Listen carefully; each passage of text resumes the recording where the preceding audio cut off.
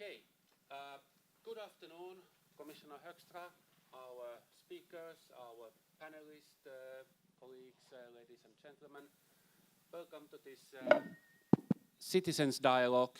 Sorry for forgetting the mic.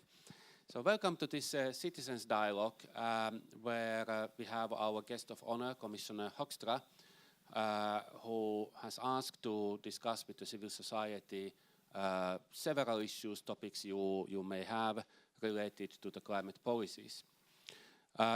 We have 1 hour.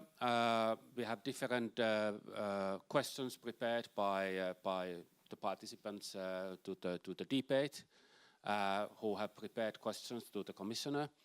And then we hope that we can also have some space for dialogue.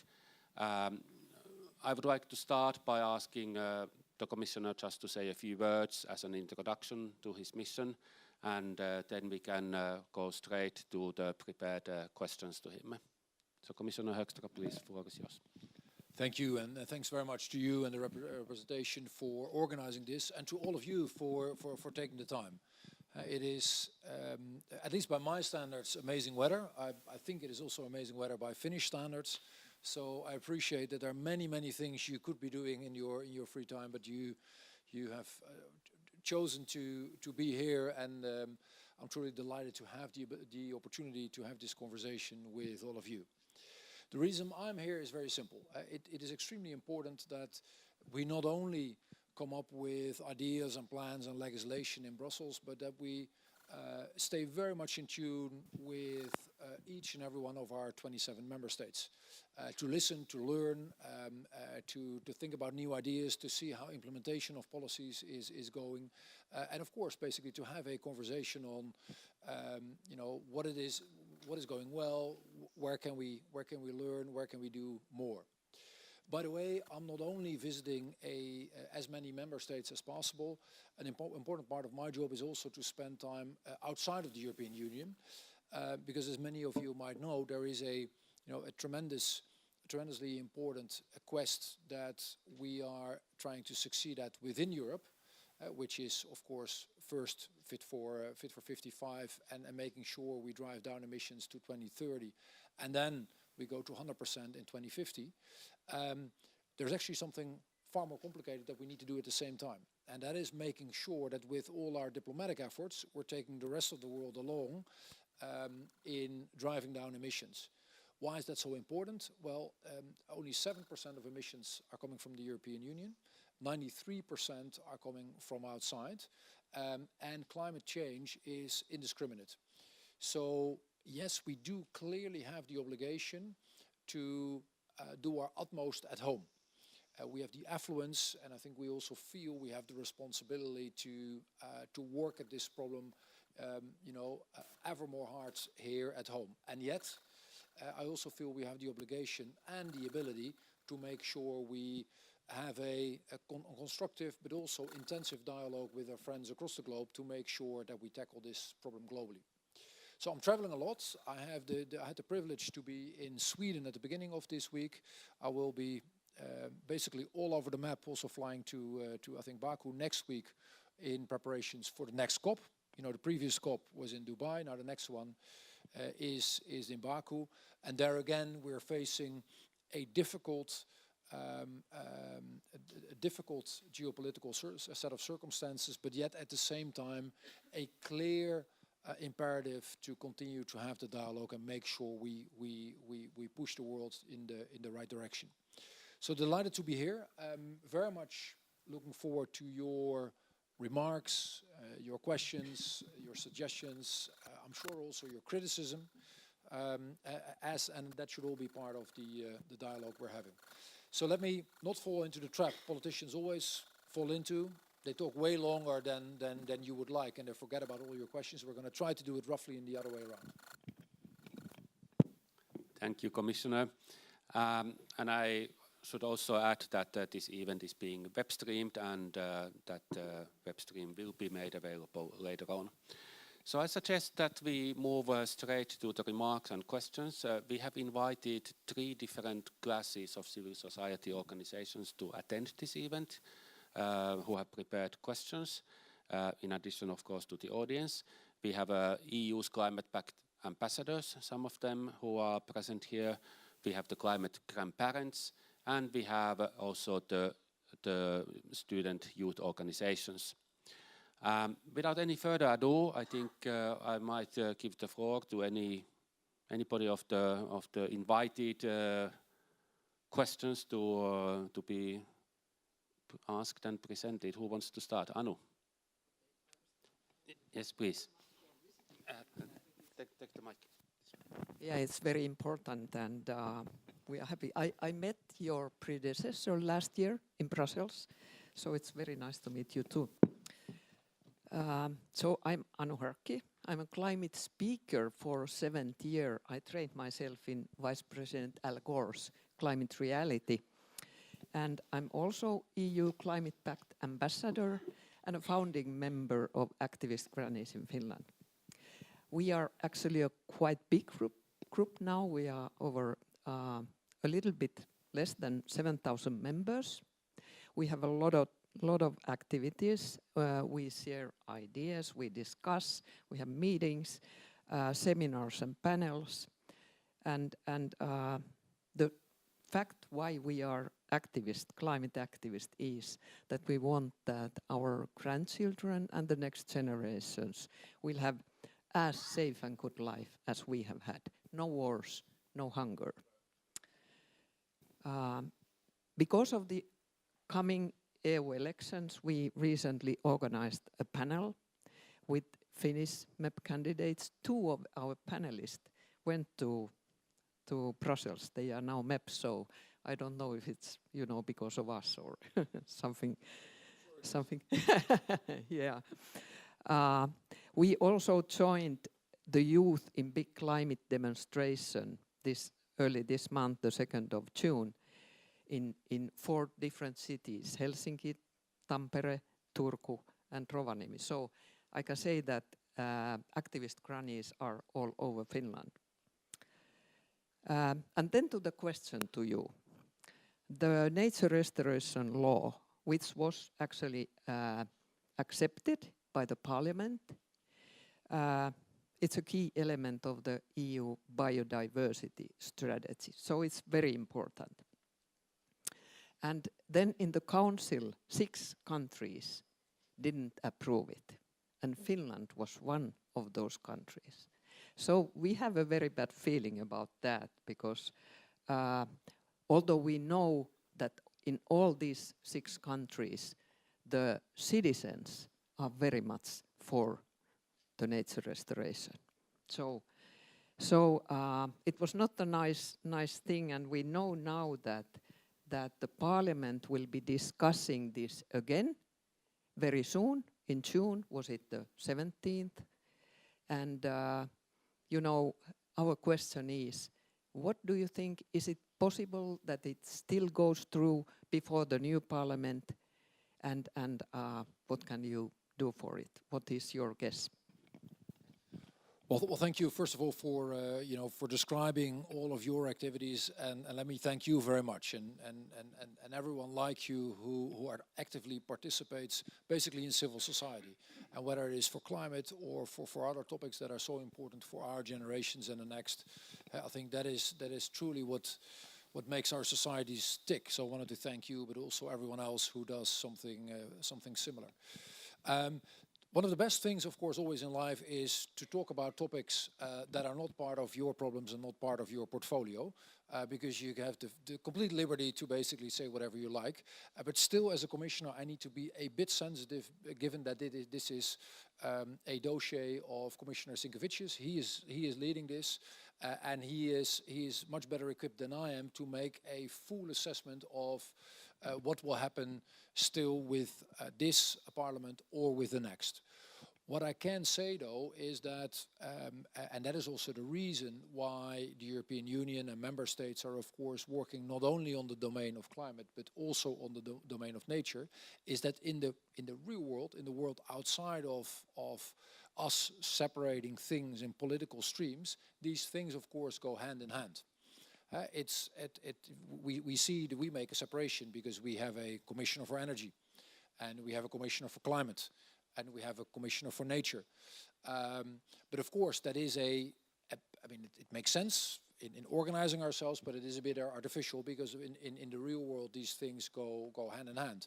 And you see that immediately because a forest is not only a potential huge source of biodiversity, it is also a huge source of carbon sink. So it is truly part of the solution, if you ask me, from actually two angles. So my hope would be that in Europe we can continue with both of these legs. Having said that, I think there is even something more important that we need to do going forward. There is no alternative than to continue with climate action. Not because I say so or because any politician says so. Don't take the word of politicians for it, but listen to what the scientific body is saying about, you know, how severe this problem will be for future generations.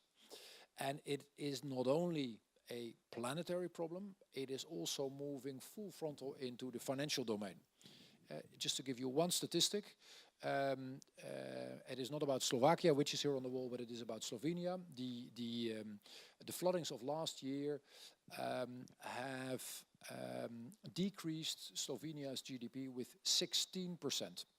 And if you are wondering whether 16% is a lot or it's not that much, it's actually huge. Particularly if you think that this is roughly twice as much as what the average European country suffered in GDP loss during COVID. Now, you could, of course, argue that floodings and droughts and heavy weather have always been part of humanity's experience, and that is absolutely true. But the frequency of these events goes up, and therefore the financial and economic problems that not only we're facing in Europe, but we're facing across the globe will also go up. Third, this will also move front and center into the geopolitical domain. So climate will increasingly also be a security problem. And again, don't take my word for it.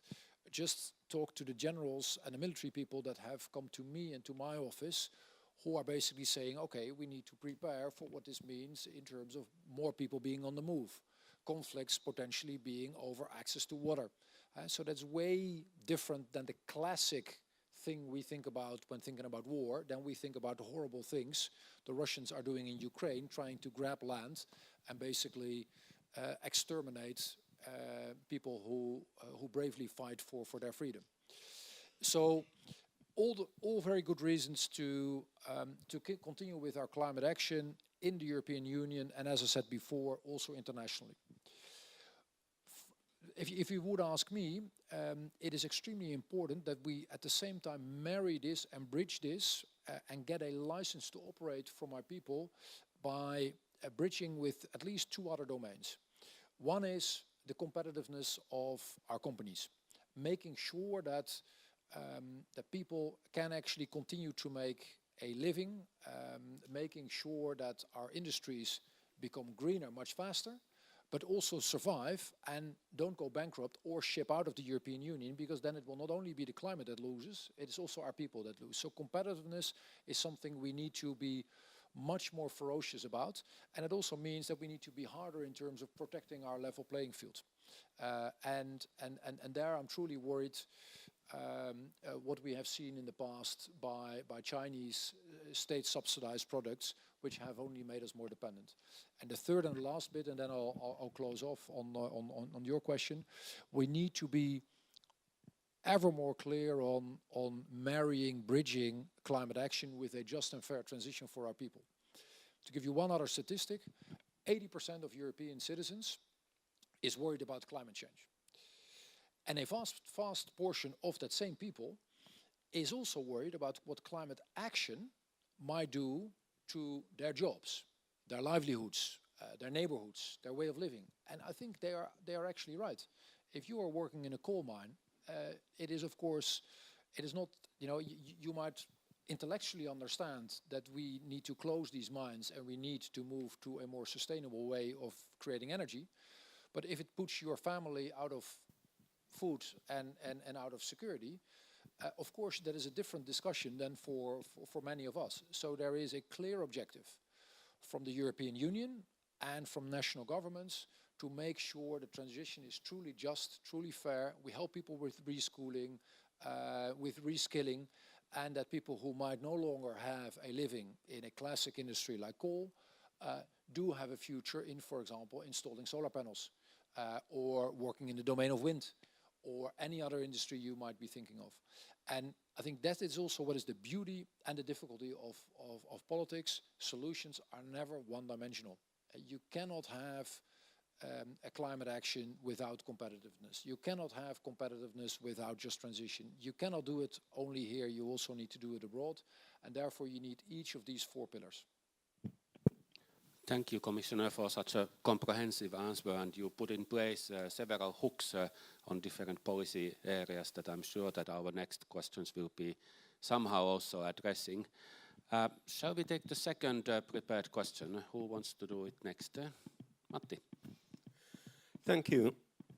I am Matti Nummelin. I'm representing the Finnish climate grandparents. And first I must say that we promote the system change in Europe based on the full implementation of the Green Deal. So we agree on that, I think. And one thing in the beginning I want to remind, actually I want to say that we are in a very close collaboration with the activist grannies. They have decorated my vest with their button. So you're 2 different groups. We are 2 different groups. Okay, it's, So I might advise a merger, but I'll leave that up to you. The most visible our action is that we are every Friday on the parliament stairs with the youth. And we also have in the parliament good fathers and good mothers. And unfortunately we lost 2 of them to European Parliament. Hopefully we get some more. So I'm pretty sure that you are very, very well aware about the Convention of the Rights of Children, and also the Committee on Rights of Children just provided a general comment on rights of children and climate. And I think that there are a couple of things we fully agree. For example, that we equitably phase out the use of coal and oil and natural gas, and then we will discontinue subsidies for those fossil fuels. But and also then a little minor thing which is I think important in Finland, that I hope that you agree with that us and with the general comment, that we should really trust on measures in the greenhouse gas removing, trusting on such things we know that we can take on fastly and which are effective, not waiting for just such technologies which are unproven so far. We have to take all the measures what are available just now. But then a couple of questions about that general comment. There are interesting proposals which we consider very good. For example, that there should be child rights impact assessment when we are doing climate change actions. And then also litigation is coming more and more important when we are acting in a society in climate change. So the general comment also proposed that states should provide collective complaints and public interest litigation systems, especially for children. So I hope that also Commission is positive for those. Thank you. Thank you. And I cannot not make the comment about what I've always learned. That was a saying in the Netherlands a couple of 100 years ago, that when you had one person, you had a religious person. When you had 2, you had a church. And when you would have 3, you had a separation of churches. And that brings me to the point that I think there is an opportunity for the 2 of you to work together. And given that you're both grandparents, you could maybe actually work together. Let me first say something on what I very much agree with, but also where we might have a slightly different perspective. You were combining coal, oil, and natural gas, and we very much agree on the absolute necessity to phase out fossil fuels. full stop. That was one of the big victories of diplomacy in Dubai. And of course, given that it is so polluting, coal should be on the absolute top of that list. By the way, in Europe, I mean, we're not done, but we are making quite substantial progress. And at the same time, you can understand why this is a very difficult part of the conversation I'm having with the Chinese, who are on the verge of building tens and tens and tens of new coal plants. So yes, they're doing an amazing job in renewables, but this is a problem. Gas, as the European Union, we have deemed a transition fuel, so that's slightly different. And I just want to be, you have every right to disagree, but that is, I do want to be transparent about it. Then on children's rights and litigation, let me also say one thing on which I very much agree, and maybe also one point where at least I personally have a slightly different opinion. I think that in our political systems and in our lives, we are often too much preoccupied by the end of this week, the debate of next week, the policies of this year, and if there is a long-term horizon, it is the next election, whether that is half a year, or 2 or 3 years away. And whenever we should do more, whenever possible, we should do more and take a long-term view. And that is true, by the way, if you look at geopolitics. Finland has done an absolutely amazing thing, I feel, in the last decades in terms of security. And Europe is learning once again the hard way that is actually necessary. That is true in the domain of climate. That is true in the domain of public financing. In many of these domains, taking a long-term view, I think, is a very important thing. And that is why I very much sympathize with what you say about the rights of the next generation. Personally, I am of the school that is much more in favor of politicians being ambitious and voters demanding from politicians to be ambitious than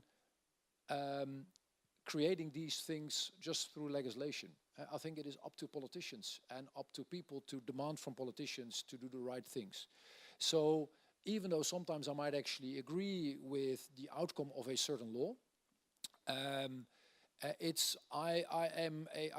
take personally, it's not a commission view necessarily, but I take a relatively classic view of what each of the Montesquieu branches' purpose is in life. And I think I should be castigated, and a national minister should be castigated for not doing enough and be kicked out of office if you disagree with his or her climate policies, security policies, policing policies, social security policies. And rather have that than have an ever more, a society that is ever more dominated by legislation. I can still recall that when I was young, people were making jokes about other places in the world where legislation and suing people was, very predominant.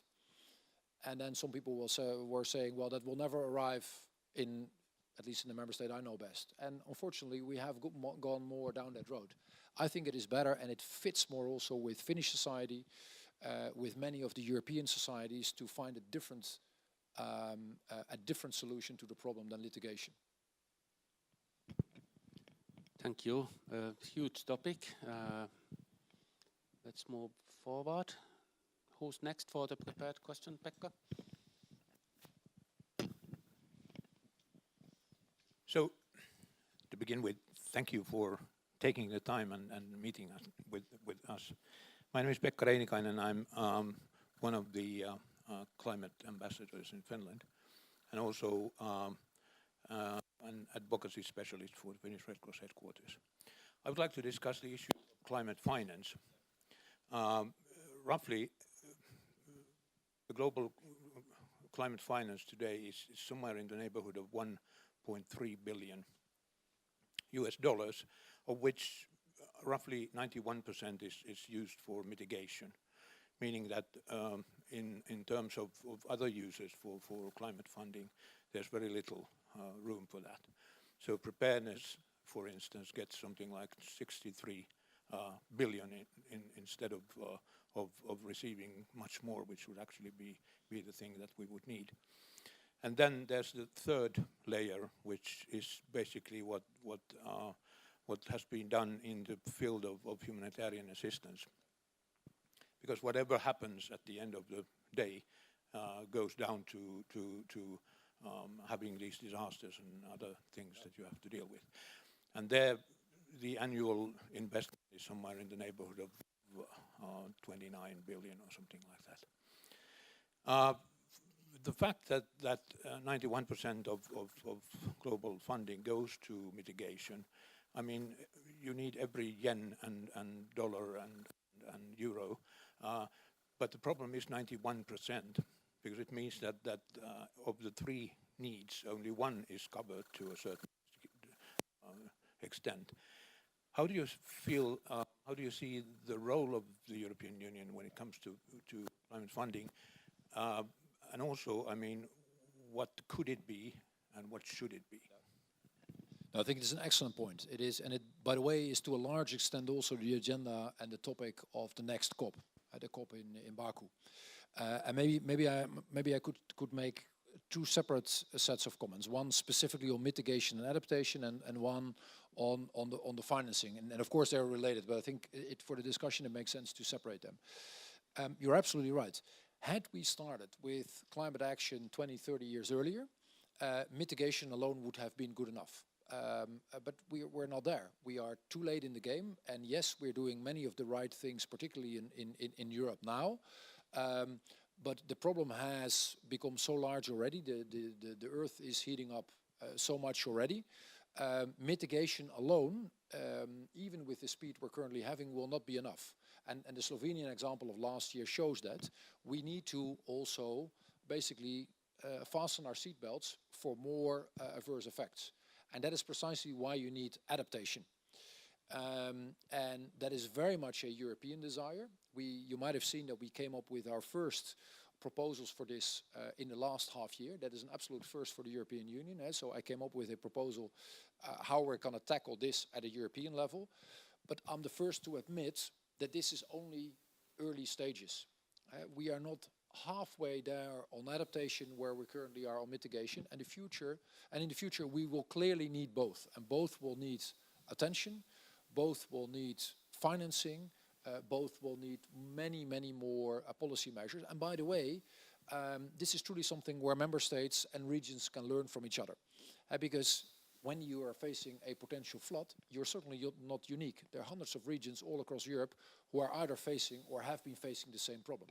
The same with droughts, maybe less prevalent in this part of Europe. But if you look at the countries in the south of Europe, but also in the center of Europe, droughts are more and more becoming a problem. Heavy weather, same thing. And sometimes you get, and I think you experienced actually quite a heated beginning of this month, some 2-3 weeks ago. Sometimes you even get these things almost in combination. So you first get a drought, then you get heavy weather, and then you get flooding, which seems like a paradox, but actually which tells you that there is a climate problem going on. So fully agree with that, and my view is that the next Commission, building on what we have done in the last half year, needs to do more on both domains, but we simply do not have the luxury to only focus on mitigation. Adaptation is going to be part of the mix. Then the financing, and that's going to be even more difficult. The reality is that there is more climate financing needed to face this problem globally. By the way, Europe is doing more than its fair share. So the world a couple of years ago agreed on doing 100 billion. The European Union, out of that 100 billion, is providing roughly 35 billion for others on the globe. If you would calculate what our share would be, or what the fair share of, let's say, G20 and developed world countries would be, it would be way lower than what we are doing. That is not to say that we should stop it, rather on the contrary, but don't be lured into the thought that Europe is not doing, or is only doing stuff for itself. We're actually very active. National governments are very active. The European Union is very active, not only in providing solutions, but also in providing money. But it's not enough. So what we will need, in my view, is basically three things. One is continuing with public financing from us, but we need to broaden the base. It's a sensitive discussion because once I have it with our friends from Singapore or our friends from Saudi Arabia or the Emiratis or the Chinese, which, by the way, have a higher GDP per capita than at least one of our EU member states, they immediately explain that actually we need to do more and the Americans need to do more, but that they, they are not at home for paying more. And then I'm explaining to them that given that this problem is so large and that they have made a tremendous, tremendous progress in terms of affluence and wealth, with that also comes the responsibility to pay more. So I think that is one part of the equation. The second part is that we need to bring in much more private financing. All the public money in the world will not be enough, so we need to think about tools and ways to make sure that capital markets, financial institutions also bring their money to the table. There are different ways to do that. That might mean that governments provide a green premium, or they guarantee that part of the money is being spent well. But private money is certainly something where we need to do more. And then a third, also very difficult one, but also one that I wanted to share with you is, in my view, we also need to look for alternative sources of financing. And one example I often mention is that if you look at one of the domains where emissions, unfortunately, are likely going up, in many domains they're going down, is international aviation. The European Union has done in a lot of member states quite a bit in terms of ticket tax, levies, these type of instruments. But what is interesting is that if you are flying around the world on a business class ticket, you're flying from here to Australia, you might be paying 10,000 or 15,000 euros, I don't know, a business class ticket, and there quite often is not a markup for the damage you do to climate.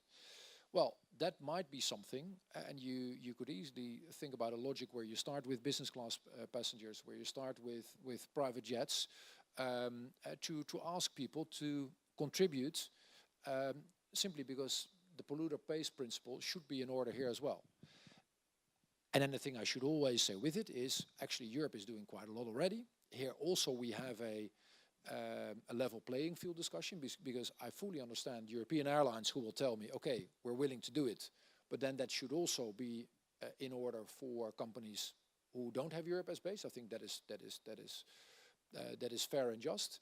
And let's then use part of that money to come up with green solutions, sustainable aviation fuels, for example, to make sure that we also bring the solution closer rather than further away. And so filtering back part of that money into the industry is probably a good idea as well.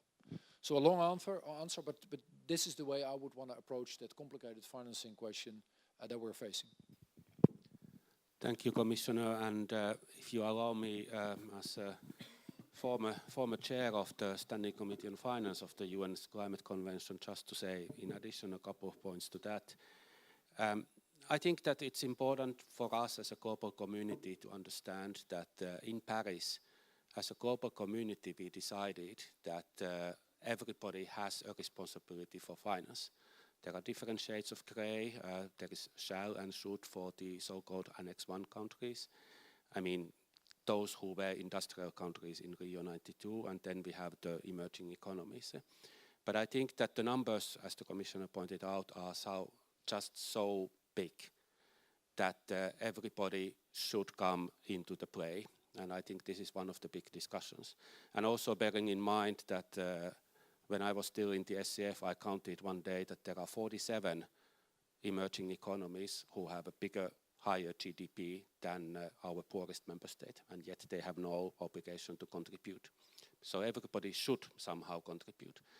And the other thing I would like to say in that regard is that if we look at the numbers, I think the private sector for profit investment for those countries who are bankable, I think that's an absolute must. But then we have to be also very careful in what comes to the small islands, the most vulnerable, and there I think we need these international global tools and public money to have everybody on board somehow. Let's move forward. Who's next? I guess. Yeah. Thank you. I'm Pira Jantunen. I'm Climate Pact Ambassador, and daytime I'm working on a sustainability consultant, so kind of two hats always. There's been a lot of focus on mitigation, but I'm really happy to hear that you mentioned adaptation already several times, because we know that we are all impacted and the impacts will be bigger day by day, and we need rapid action on all levels, on political, but also on local level and businesses. So could you elaborate how the issue of adaptation will be addressed post-European elections we just had? And then just another a bit not related point, but you mentioned gas as a transition fuel. So I would be really happy to see a Europe where life cycle impacts would be considered and calculated as science-based way and technological neutrality, not just coming to gas, but all other fuels and technologies, so that it wouldn't be picking political favorites. That would be good for the climate and also for the competitiveness. Thanks. No, and on the last one, I think that is the only solution and the only way to deal with ideology from whatever part of the political spectrum is basically, every single time go back to what is the scientific community telling us, and what are practical and workable solutions that basically bring us further ahead. And take for example the discussion on nuclear. That has been one of the most ideological discussions member states have been facing, people all across the globe have been facing, as long as I was young. I can recall I'm probably a bit older than you are, but it was already a debate when I first heard about it in the early 80s. What I think is sensible, what the Commission has done here, and by the way, I can say it because it was already done before I came into office. The Commission has said that we simply do not have the luxury. We do not have the opportunity to afford to exclude nuclear of the solution space. By the way, we fully understand that it is sensitive in some member states. Interestingly enough, in Finland, I think, to my understanding, your previous center-left government supported it, and now you have a center-right government which is also supporting it. If you look at Germany, there it was a center-right government that actually got rid of it, and it was also the wish of the center-left to get rid of it. A member state like my own has always had nuclear and is actually thinking about increasing it. I think it is a smart decision of the European Union to say, okay, given that this is so sensitive, given that at the same time we see that it is part of the solution space, we leave this up to member states to decide, whether they want to continue with it and whether they would want to embark on it any further. But of course, if you want to build more nuclear power, you always need to take into account safety and security. I think that clearly is a given. And you need to decide, what the financial aspects are. But that is not up to the European Union to describe. And adding to that, I think there are very good reasons, even though I think it is fantastic to see what is happening in solar and in wind and in hydrogen, to also have a base load that simply has a way lower footprint than any of the fossil fuels you rightfully mentioned.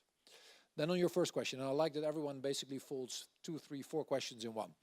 On adaptation, I think there are a couple of things probably 3 things that we can do better. One is, and Europe is actually helping out a lot with satellites and with knowledge, is a better prediction of disaster that is about to strike. And that sounds very simple, but it's actually extremely important. If you can predict with a reasonable probability that a certain river will be out of bounds next week, you can actually prepare. It is extremely important to have advanced knowledge of disaster hitting your home or your neighborhood or whatever. So forward guidance and using technology, using AI, using all the wisdom that luckily we have available in 2024 is one. And sharing that much more extensively, building on best practices, I think is one. The second one is actually, if you look at the European regions, out of these hundreds of regions, quite a number of them have sophisticated knowledge and practices to deal with certain events. Again, I mean, let me just give one. As a commissioner, you're never allowed to talk too much about your own member state. You cannot even mention the name. You should always talk about the member state I know best. So just to give one example of the member state I know best, the representative of the Dutch embassy will like it. The problem with water and flooding has been a problem for the Netherlands for hundreds and hundreds, you could probably say thousands of years. So at least there is a bit of knowledge on how to deal with it. Does this knowledge actually reach all the corners of Europe? I am not sure. And the same is true for cities that are the most advanced, particularly in Southern Europe, with preparing for droughts and for periods of, highly increased temperatures. Some cities are doing amazing things in greening themselves and making sure that they take care of their citizens, but others are less advanced. So it's a difficult way of saying there's much more that we can do in best practice sharing, and clearly there is a European angle. Clearly there's something the European Union can do, given that with this problem everyone is actually on the one hand saying, well, you should not prescribe what we will be doing, and at the same time is saying, you're the European Union, why don't you solve this for us? Right? And at the very least we can be a convener of best practices. And the third one, and that is always sensitive, and I don't have a definitive answer on how to exactly do it, adaptation will most likely, as I said I just said to Pekka, will cost more money. And whether that is regional money or national money or European money or a combination of the three, that is not for me to decide. But if you want to build better dikes, if you want to have greener cities with more plants, if you want to have buildings that are more robust so that they can sustain the next flooding, well, then you do need to make an investment. And I think that is a reality policymakers all across Europe, and by the way, all across the world, will be facing. Thank you. Thank you. Another big topic. Let's take next gentleman over there. Thank you. A very brief explanation who I am. My training was in finance, but I'm now working with housing companies, energy, and that sort of stuff. Overall, I would expect to see more positive sentiments for a green movement, for green transition, and I would expect not to see negative sentiments. Now I claim that we actually have both of them. One example, with the previous government, there was a support for housing companies that changed for smarter and greener energy solutions. The present government took it away, and that sort of resulted in first very huge demand for these products and these services, and more people were employed and companies grew, and then overnight, without any warning, it was all taken away, and now the same companies will have to shrink in order to survive. Completely senseless politics in Finland. Sorry. Second way is that big companies and even big housing companies that investing in green policies could get a reduced tax on electricity. But this same rule does not apply to smaller or medium-sized housing companies, which I find is actually more or less against all basic laws that you can think of. Because, I mean, my thinking, and we should equality, I mean, everyone is and every company has the same worth, individual, poor or rich, young or old, small company, big company, but now it's sort of made in such a way that only big companies are subsidized, let me use that word, whereas small companies just will have to cope. And the housing companies I'm working with, we have been able to achieve a savings of exceeding 80%. And now we have projects ongoing, so we will increase that to 95% actually. Why are we just kicked in our ass, sorry, by the government instead of receiving a big thank you? You know, and I fully understand that all politics is local, but these are examples I'm not sufficiently familiar with, so I don't feel at liberty to comment on it. Next to the fact that, you know, the how truly is up to member states, right? So we're agreeing in Europe quite often on a policy, but the exact measures are, and I think that is the right thing to do, are up to individual member states. But I hear that at least you feel that there is room for further improvement, if that is the diplomatic way to phrase it. But that is something between you and your government, sir. Let me give you an example of, I think, let's say, carrot and sticks, and how to deal with this, and why I think these things actually do come together. I had a very interesting conversation with some of the leaders of Europe's automotive industry recently, and discussing, you know, how this works for cars that individuals buy, but also for trucks that are bought by companies. One of the fascinating things I learned there is that apparently a car you buy with your heart, a truck you buy with a calculator, by which they mean the one thing is actually, you know, also an emotional purchase. And indeed, a car typically doesn't drive around 24 hours a day. A truck is utilized to the absolute max. But what they were saying is, we like that the European Commission, together with its member states, has set this 2035 target for individual cars to be all electric by 2035. Right? So combustion engine cars are still able to be driven around, but new car sales after 2035 need to be electric. And they were actually quite okay with the stick and the legislation and us setting that boundary. They actually asked me, and it's a different question than what I'm sometimes getting from politicians, to not change it, because they like the predictability. They like the longevity and the predictability and the targeting. However, what they were saying, and then you're talking about the carrot and how there is also a common responsibility, they were saying, what we need from you, not necessarily me personally or from Europe, but from the combination of Europe and member states, we need to have a loading infrastructure that when we put people in an electric car, they can actually drive from A to B.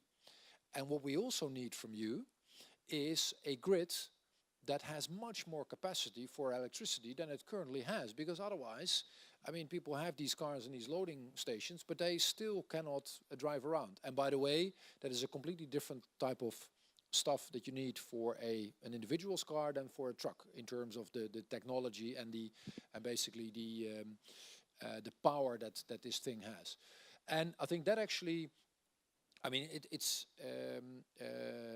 a bit of a pas pro toto, right? It's a bit of an example how all of these things come together, and where there clearly is, from my perspective, a responsibility that I expect from the car industry, where I think it is very helpful that Europe set the targets, but and has them unified all across Europe, gives companies predictability. But I also feel that their wish for us making the necessary investments is not only sound from a business perspective, but also from a societal perspective. Thank you. Do we have more prepared questions? Or unprepared questions? Yes, lady here. From the regional council, yes, sir. Thank you. Commissioner, I'm Johanna Juselius from the Regional Council. I would be interested to hear a bit more about the relationship between climate policy and security issues in the coming period. And how do you see the formation or implementation of the 2040 target in the member states at the moment? Well, thank you. And actually, these are again two different things. So cleverly done. Maybe first on 2040 and then on the geopolitical domain.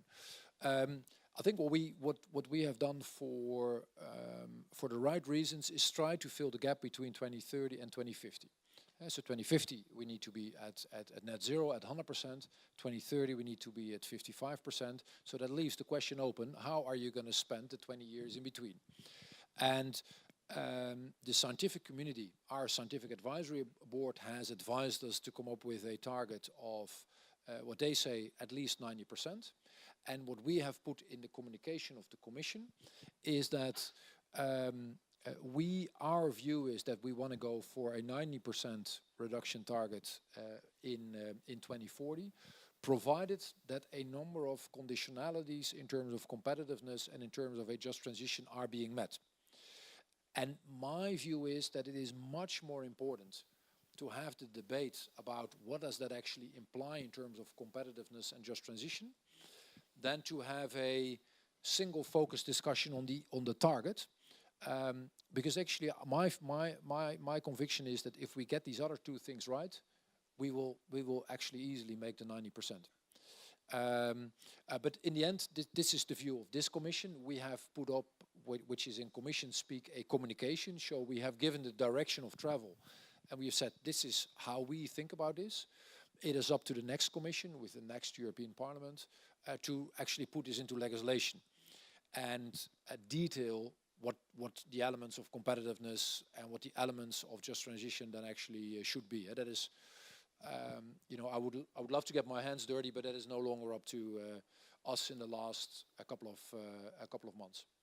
Then on the geopolitical domain, I think it starts with the realization that where we might have thought that climate change was a problem for the planet, it is actually a problem that affects all aspects of our lives. Now, I already mentioned the financial and economic aspects, but if you think, for example, about migration and people who might face very severe droughts in Africa,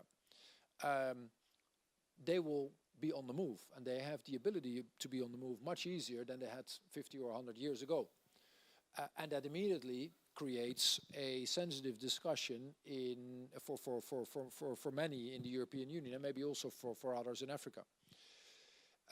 If you think about the domain of water and scarce resources, I mean, some places, you have a fantastic number of lakes, don't have this problem, but there are also other places in the world where water is actually extremely scarce, and you can easily foresee that if that becomes more scarce, and yet the number of people goes up, that is a source of tension. And I think that is why people in the geopolitical domain, in the military domain, who think about our safety and security, are increasingly interested how climate change might influence what people will be doing or might not be doing going forward. By the way, it's not entirely new. I did as part of my education, I had the privilege to study in Rome for half a year. That was in the year 2000, and I had a professor at the time who then said, so 24 years ago, future conflicts will be about water and other than just classic land grabbing type of conflicts. And I mean, it was very visionary. I think it is correct. And I think that is why so many military leaders, certainly in the United States, but also in Europe and in other places, are increasingly concerned about what this does. By the way, but that is a completely different angle.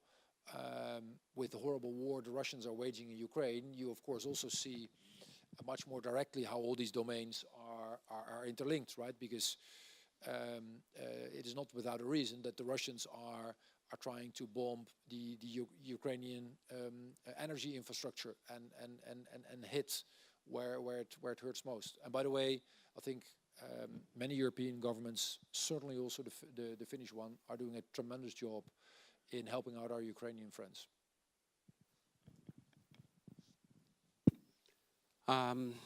We don't have any other prepared questions, but Matti wants to have a second round. Yes, please, unless there are... Is there anyone who has not been? I'm more than happy to listen to you. I just want to make sure we are fair to the audience and no one is going to be angry about our time management here later on. No? Okay, then it's yours. I don't see any volunteers. Okay, so if I'm the last one, which kind of message of hope you will send to my 4-year-old granddaughter who will be 80 years old grandma and EU citizen in 2100.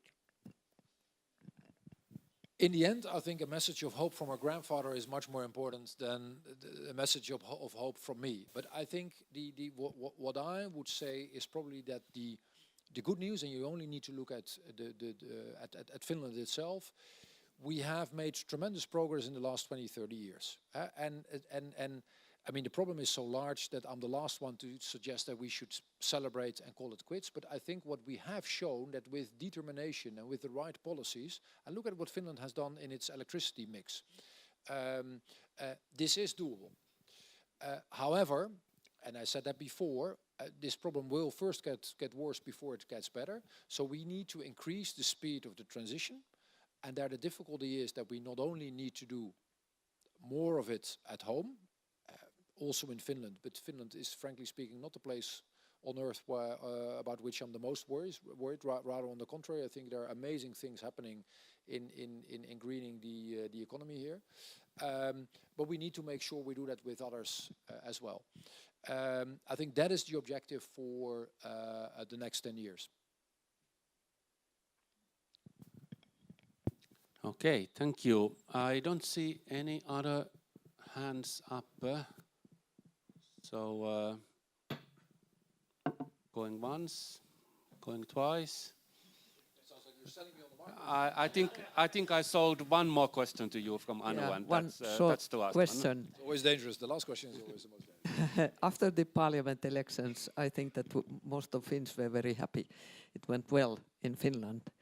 Any idea? Was it? Are you happy after the elections? No, I'm not a pundit. The pundits are these people on television, and they can explain and they can analyze, and I would love to have such a role in another 50 years or so. But I think what we have to do as politicians is that is the beauty of our democracy. People vote, people decide, and then what we need to do is come up with sensible policies which set the right course of action, the right direction, and then we need to assemble the votes that belong to it to make up for a majority. I am positive, if that is maybe what you're also asking, I am positive that in Europe we will be able to continue with climate policies and climate action, that there will still be a vast majority of people in favor of this, provided we make sure it is balanced. And I don't mean balanced in the meaning of less. That is sometimes misunderstood. Okay, you do one and you balance it with the other, so both is a bit less. No, I want to be full frontal ambitious on climate action. I want to be as ambitious on our competitiveness, and European competitiveness is actually a concern for me in many industries. Full ambitious on a just transition. And fully ambitious, actually more ambitious than we have been in the past on climate diplomacy, simply because of the 93% that will otherwise haunt us. And if we bring these four things together, we are truly in business for the next generation. Thank you. And with that, thank you very much, Commissioner. Thank you. And thank you, our audience. Thanks for coming to Europa Hall.